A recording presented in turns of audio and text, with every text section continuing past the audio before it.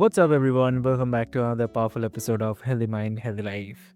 I'm your host, Avik, and today we are getting real about something most people already know deep down but still struggle to live out.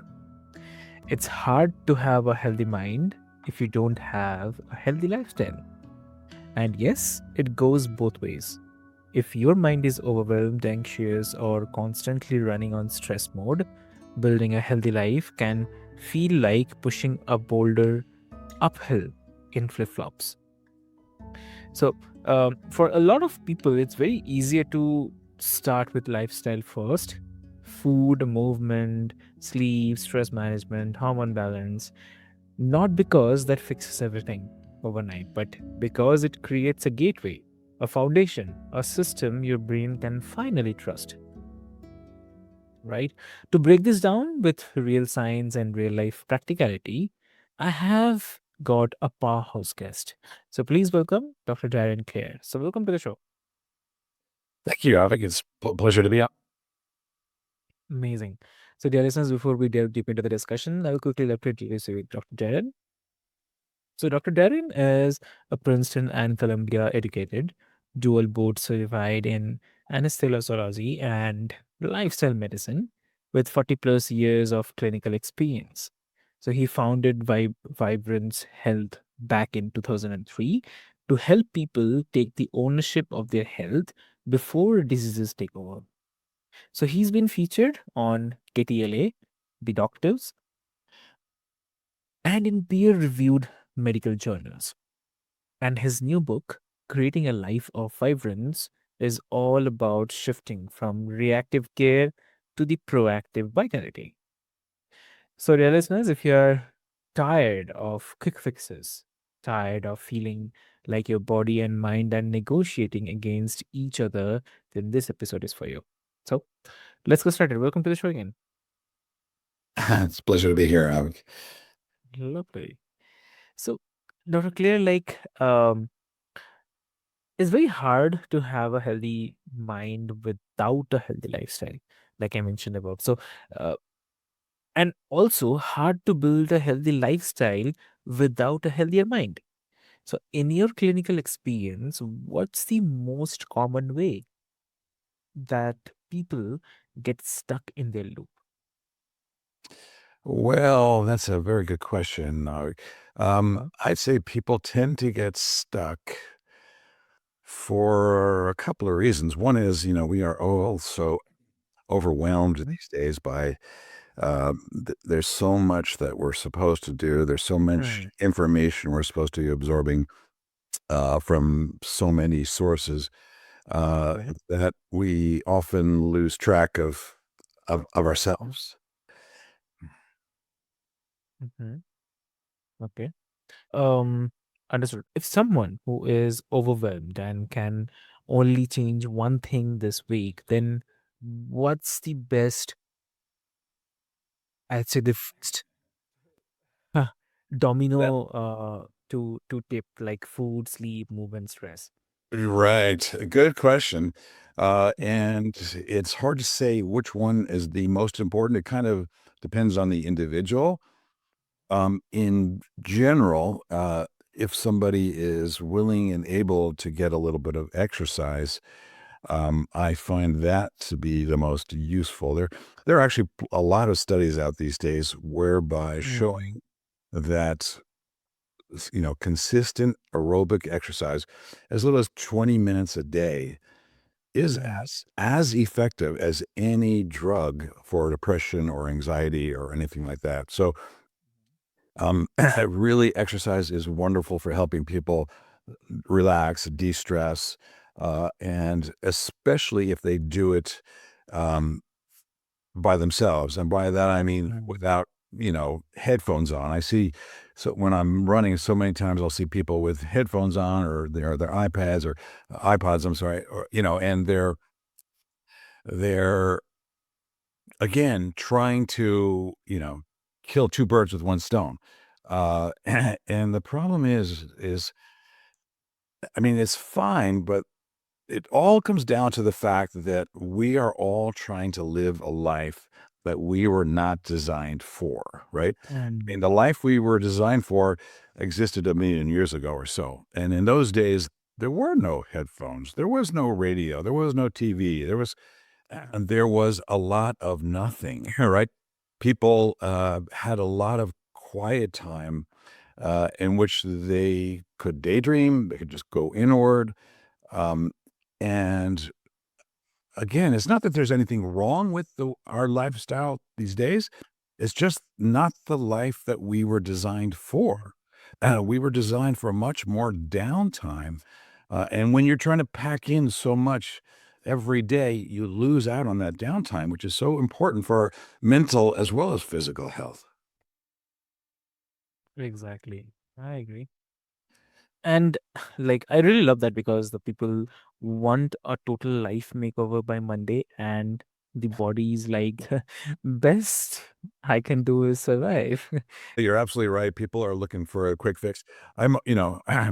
Mm, In my field of proactive health, the latest thing is peptides, and everybody's looking for, biohacking mm, is the buzzword, right? We're gonna find some quick fix for whatever it is. And the truth of the matter is, for instance, with the peptides, yes, they can be very effective, and your own body uses peptides for improving health, improving sleep, improving memory, improving energy. But what's lost in that solution is that you can accomplish the same thing with a peptide or with, for instance, exercise. mm, Exercise generally increases most of the peptides that these modern peptides are trying to address. But the benefit of exercise is that not only are you having that more energy, but you're decreasing inflammation in your body. You're strengthening your immune system. You're improving your mental health. You're losing weight. You're getting a better night's sleep.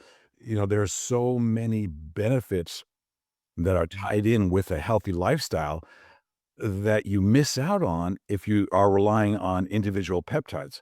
And by the way, if you're taking more than one peptide, it ends up being pretty expensive. It'd be a whole lot cheaper to buy mm. a pair of tennis sneakers and go out for a run. But Exactly. Yeah. And if I may ask, a lot of folks find it very easier to start with lifestyle and the eating habits, exercise, sleep.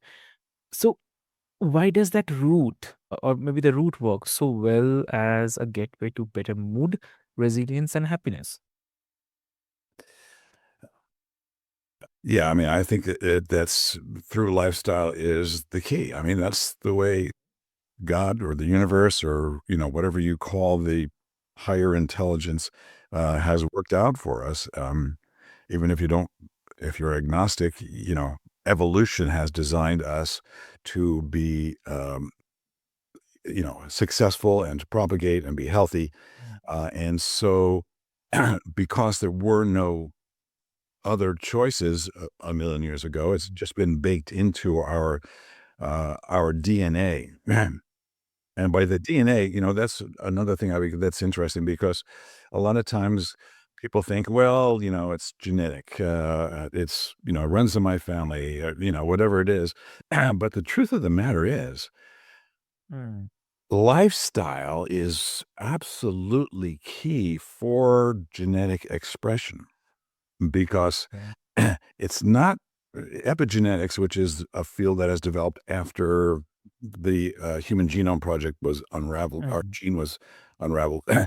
Epigenetics is the study of what turns on or turns off genes, because that's the key. It doesn't matter what gene you have if it doesn't get turned on. But what does turn on the genes that lead to mental health, physical health, are healthy lifestyle. And there's been many studies documenting that effect. Even, besides the simple, affecting your neurotransmitter levels and serotonin and GABA in your brain and things like that through exercise, avoiding chronic illnesses, avoiding cancer.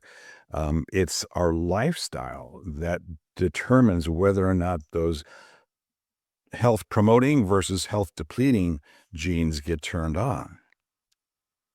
Correct. Okay. What will be the one lifestyle change that people underestimate that has a surprisingly fast mental health payoff? Well, besides exercise, which, some people will feel the effects immediately, sleep is absolutely critical.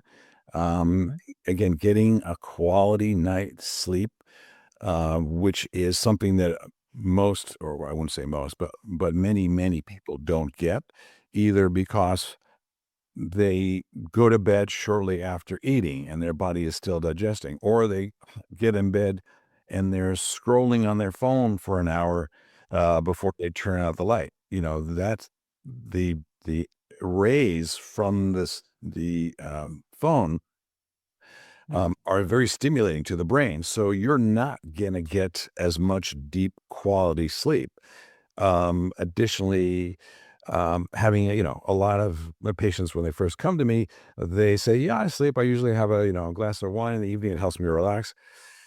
And that's the first thing I have them cut out because wine, any kind of alcohol, affects your brain chemistry, affects as well as your blood sugar. So alcohol actually decreases your brain's serotonin levels, which is it's only involved with mood, as I'm sure you're aware, and also reduces melatonin, which is promotes quality sleep. So something that people will often see a dramatic improvement in is just cleaning up what I call their sleep hygiene. You know, calm, Mm. setting a time 2 hours or longer after dinner where you're going to bed, you're not scrolling on the phone for at least an hour before bedtime. You're turning the lights down, sort of, creating the same environment that our ancestors saw, where after the sun went down, there was the sun at sunset and dusk, the light levels decline. And then, like I say, cutting out alcohol, especially in the evening. All those things will dramatically improve your sleep. And when you get a good night's sleep, you wake up and going, okay, things don't look so bad today. So, Mm. Exactly. Exactly true. Yep. Ooh, amazing. And stress management is always mentioned, but most people don't know what it actually means beyond the relax more thing. So, what's happening psychologically when stress becomes chronic and starts hijacking your mind? so yeah, the again, the idea is, well, the truth is that we are all Mm. under stress pretty much chronically these days. Again, our ancestors were hunter gatherers. Hunter gatherers work, if you will, on average about 4 hours a day, and that's Mm. foraging through the forest for berries or something like that, right? Which most of us these days would consider a vacation. That was their work day, right? Which was nice enough, but on top of that, that means that they had 20 of the 24 hours a day available either for relaxing or sleeping. So they had much more downtime than we do these days. But again, due to the lifestyle that we've all adopted, if we're lucky, we get, sleep, we get stress management and lower stress levels when we're sleeping. If we're getting a good night's sleep, which many of us don't. But anyway, yeah, the idea is we were designed for that lifestyle that our ancestors had, which was there were moments of extreme stress, but by and large, most time was low stress. Mm. So it's the analogy I like to use is as if we are designed to be our adrenal glands, which make our stress hormones, are designed like a sprinter, able to go from 0 to 60 in 10 seconds, right? But that sprinter was not designed to run every day. That sprinter ran, once or twice a month. These days, we're telling that sprinter, okay, today we're not going to do 100 meters. We're going to do a marathon. And you're going to do it at your sprinter's pace. And you know what we're going to do tomorrow? We're going to do it again. And the day after that, we're going to do it again. And what happens is our adrenal glands, which are, again, make our stress hormones, are just overworked. And they basically, at some point, tell the coach, I can't run anymore. I need a break. And when that happens, we tend to become tired even after getting a good night's sleep. We are more cranky. We're Yeah. craving the wrong types of food, like carbs, because they give us a quick lift, or coffee or something like that. None of which leads to high mental or physical performance, right? So that's the problem with the amount of stress we're under these days. So stress management has to be an integral part of our health plan these days. And it can be simple. You know what I'll often tell people is, look, after dinner, go out for a 10-minute walk. Just relax. Just enjoy the evening with your loved one or whatever. When you're driving in the car, post a little post-it with the words "breathe" on it, right on your steering column, right? That way, every time you come to a red light and you're about to get upset because you're thinking, "Oh, I'm gonna be 2 minutes late," you realize, "Oh, okay, great. This is a moment just to relax." And the truth of the matter is, I mean, just 3 or 4 nice, deep, slow belly breaths will significantly reduce your cortisol level and your stress level. So just having those reminders. I actually have on my phone a reminder like every 2 hours to stop for a moment and relax, breathe, and be grateful for, my life. Again, just because it's so easy to get caught up in things these days, that using technology to our advantage makes sense. And that's a simple way to do it. Absolutely. That's amazing. And also, like you have built your work around moving people from reactive care to proactive vitality. So, why do you think the system trains us to wait until we are sick? And at the same time, what's the mindset shift that creates a life of vibrance? So there's a lot of reasons why. I mean, basically, human nature is, you could, lazy, but I don't mean that in a really a negative way. It's, conservation of energy is really what we are designed to do. And I mean, I think every species, every animal is designed to that. They're not uselessly expend energy. So from that standpoint, it's kind of in our nature to wait until it's a problem, and to wait until the tire is flat to go to the tire shop to get it repaired or whatever. Um, so there's that going on, but also the truth of the matter is our medical system is reactive, and it's designed that way because, again, it appeals to people's laziness, and it makes a lot of money. The United States, we spend well over $4 trillion a year on healthcare. Um, and so there's a lot of vested interest in continuing this system the way it is. There's not much from my standpoint as a doctor, the reimbursement for talking to a person, counseling him or her on nutrition, on stress management, on exercise is very poor.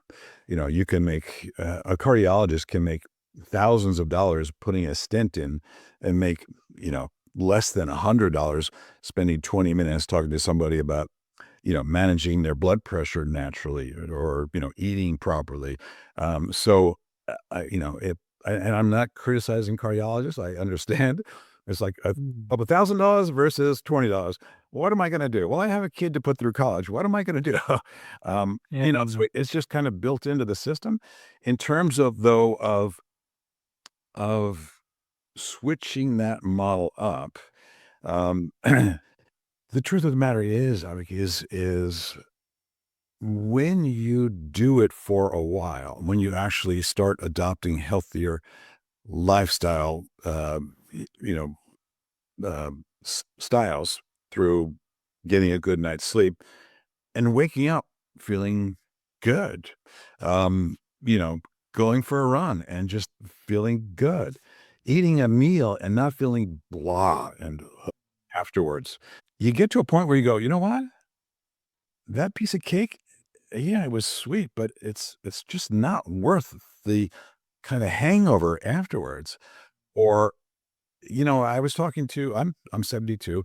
I was talking to a young man at Thanksgiving who's in his 30s. Okay. And he said to me, "You mean you wake up in the morning and you're not achy?" And I had to pause because I went to myself. It's like, actually, no, I don't wake up feeling achy. And I guess maybe I should.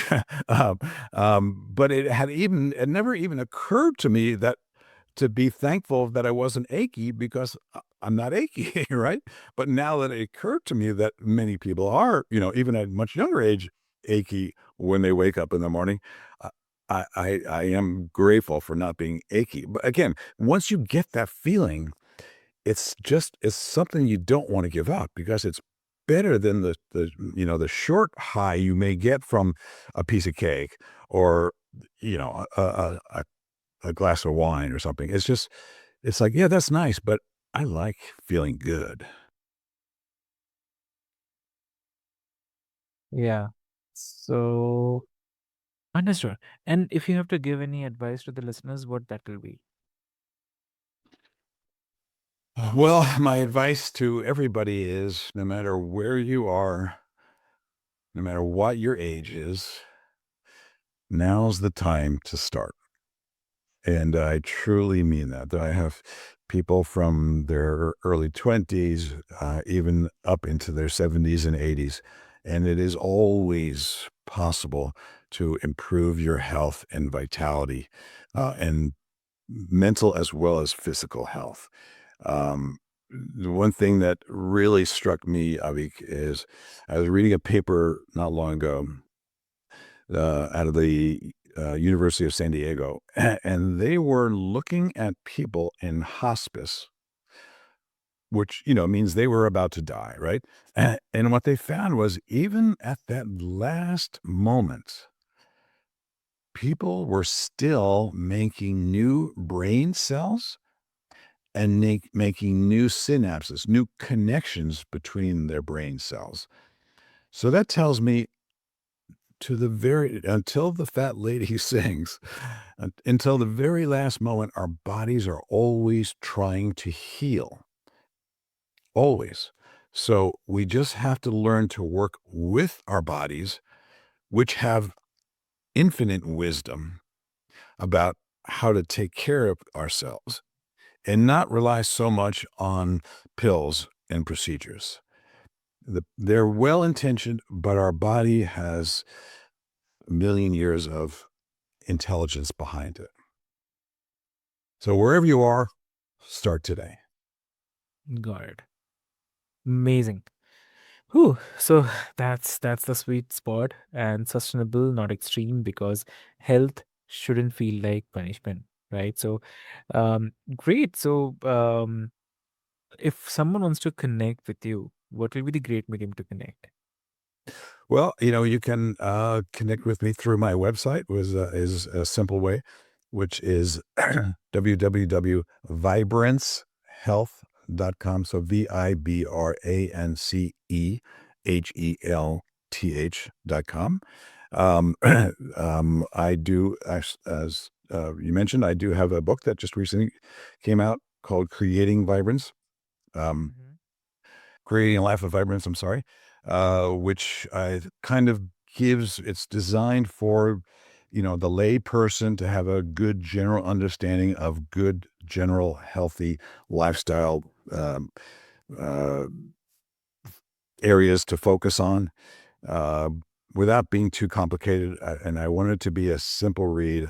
There are many wonderful books out there by brilliant people, but I think that they're often kind of too sophisticated, too packed with information for the average person to really get the basic idea, which is take care of yourself, live a healthy lifestyle, and 80% of your health issues are gonna no longer be issues. Exactly. I totally agree. Yeah. So, dear listeners, this is Healthy Mind, Healthy Life, and this is your host Avik. And if this episode gave you a new perspective, then please share it with someone who's trying to get their energy back or rebuild their mental health from the ground up. And if you want more conversations like this, follow the show, leave a quick review, and keep choosing progress over perfection. So, thank you so much. Thank you, Avi.